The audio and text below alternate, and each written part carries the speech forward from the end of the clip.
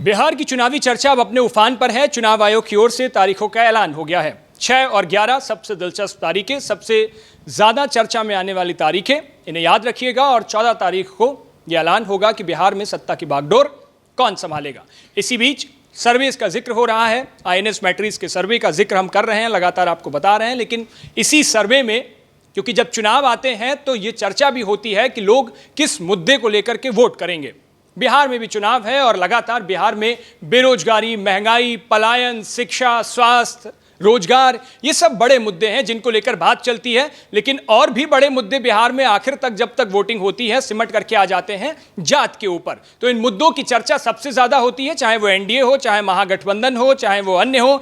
तमाम पार्टियों से यह सवाल पूछा जाता है कि वो किस मुद्दे को लेकर जनता के बीच जा रहे हैं, और जनता से यह वक्त बे वक्त पूछा जाता है कि आप किस मुद्दे पर वोट कर रहे हैं। इस सर्वे में भी एक आंकड़ा आया है। इस आंकड़े को बताने की कोशिश करते हैं, समझाने की कोशिश करते हैं कि बिहार में लोग किस मुद्दे को धार दे रहे हैं, किस मुद्दे को लेकर इस बार चुनावी मैदान में लोग जाएंगे और उस वोट करके आएंगे, अपने प्रत्याशी को चुनेंगे। तो ये एक सर्वे आया है, आपकी स्क्रीन पर यह सर्वे है।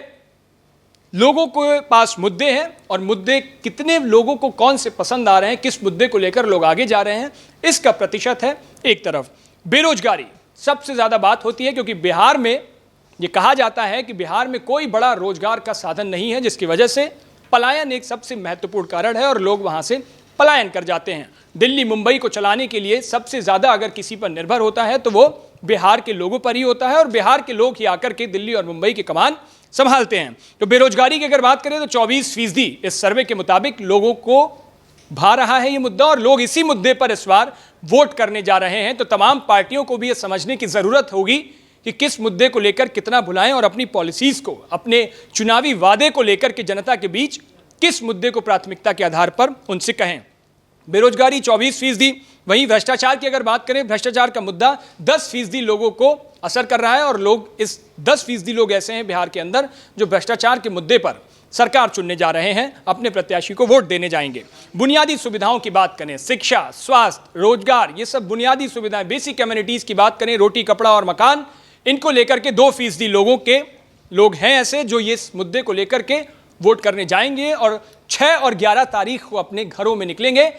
ध्यान रहे, ये इस सर्वे के मुताबिक डेटा है। भारत एक्सप्रेस इसकी पुष्टि नहीं कर रहा है। INS और मैट्रिक्स का ये डेटा है, और इस डेटा, इस सर्वे के हिसाब से आपको हम ये जानकारी दे रहे हैं। कानून व्यवस्था की बात करें, बिहार में सबसे ज्यादा लॉ एंड ऑर्डर की बात होती है, क्योंकि बिहार से सटे उत्तर प्रदेश में लॉ एंड ऑर्डर सबसे ज्यादा मेंटेन रहता है। और योगी सरकार के मॉडल की सबसे ज्यादा चर्चा सिर्फ देश ही नहीं विदेशों तक में हुई, और इसीलिए देश के लगभग हर राज्य योगी मॉडल को अपनाते हैं। और बिहार भी चूंकि पड़ोसी राज्य है, तो बिहार में भी योगी मॉडल की चर्चा होती है, लॉ एंड ऑर्डर की चर्चा होती है। और इस लॉ एंड ऑर्डर को लेकर के 5% लोग मैदान में जाएंगे और अपने प्रत्याशी को पोलिंग सेंटर तक जाएंगे और वोट दे करके आएंगे। इस मुद्दे पर लोग बाहर निकलेंगे।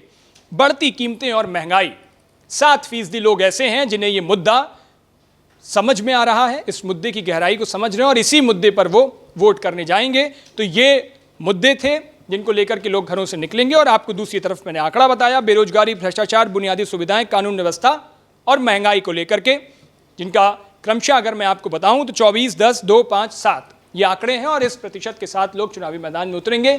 इसके अलग भी बिहार में एक बड़ा नंबर ऐसा होता है, बड़ा प्रतिशत ऐसा होता है जो कास्ट के बेसिस पे भी वोट करता है। और इसीलिए आप देखते हैं जब तमाम बड़ी पार्टियां चुनावी मैदान में अपने प्रत्याशियों को उतारती हैं, लिस्ट बनती है, तो वहां पर जाति समीकरण का सबसे ज्यादा ध्यान रखा जाता है। और कहीं ना कहीं जाति समीकरण आज भी इस हिंदी बेल्ट में उतना साधने की कोशिश बड़ी पार्टियां करती हैं, और वो कहीं ना कहीं उससे फायदा पहुंचाता भी दिखाई देता है। हालांकि इस पूरे सर्वे को लेकर आपकी क्या राय है, अपनी राय हमें कमेंट बॉक्स में जरूर बताइएगा। देश और दुनिया की बाकी तमाम खबरों के लिए देखते रहिए भारत एक्सप्रेस।